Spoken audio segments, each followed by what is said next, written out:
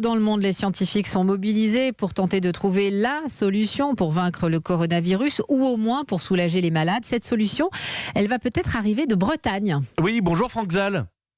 Oui, bonjour à vous. Alors merci d'être en direct avec nous, je resitue et on entend des initiatives, là ces masques imprimés, je trouve ça formidable. Clément Jacquelin, il s'appelle, Hélène Zélani en parlait. Vous êtes presque dans la famille Europe 1, vous avez été récompensé par un trophée de l'avenir en 2019. Vous avez développé une gamme de produits médicaux, transporteurs d'oxygène. Écoutez bien, c'est à base d'arénicole. L'arénicole, c'est un ver qui est présent sur les côtes atlantiques, un ver. En quoi est-ce que vous pouvez aider dans l'épidémie que l'on connaît ? Alors tout simplement, c'est qu'aujourd'hui, en fait, vous savez tous qu'il y a une influence en fait au niveau de la réanimation. Et aujourd'hui, en fait, les patients, en fait, quand ils sont atteints du coronavirus, la phase terminale, c'est une insuffisance respiratoire aiguë. En fait, les personnes s'asphyxient. En fait, les patients se noient dans leurs propres poumons.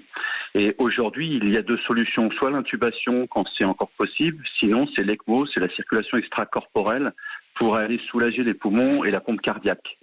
Aujourd'hui, ce transporteur d'oxygène que nous avons trouvé chez ce ver marin est une molécule, était une hémoglobine universelle, donc il n'y a pas de typage sanguin, et elle pourrait être administrée avant l'intubation pour permettre de soulager les patients, pour avoir une pression partielle en oxygène suffisante pour éviter l'asphyxie. Donc c'est ce qui sera démontré en fait probablement dans les prochains jours. C'est ce que vous êtes en train d'essayer de démontrer, sans entrer dans le détail bien sûr. Cet arénicole, donc ce ver, il est plus oxygénant que l'oxygène normal. Voilà, c'est ça. C'est que cette molécule d'hémoglobine est capable de lier 40 fois plus d'oxygène qu'une hémoglobine humaine. En fait, cette molécule d'hémoglobine, c'est un peu la petite bouteille d'oxygène du ver sur la plage. C'est-à-dire que ce ver, cet arénicole que vous avez tous vu probablement par les petites traces qu'il laisse sur la plage, est capable d'arrêter de respirer pendant 6 heures. Et il arrête de respirer pendant 6 heures grâce à cette molécule qui permet de lui délivrer de l'oxygène pendant 6 heures. Donc on devrait utiliser cette molécule en fait dans un protocole d'essai clinique que l'on est en train de mettre au point avec plusieurs anesthésistes en fait des hôpitaux parisiens.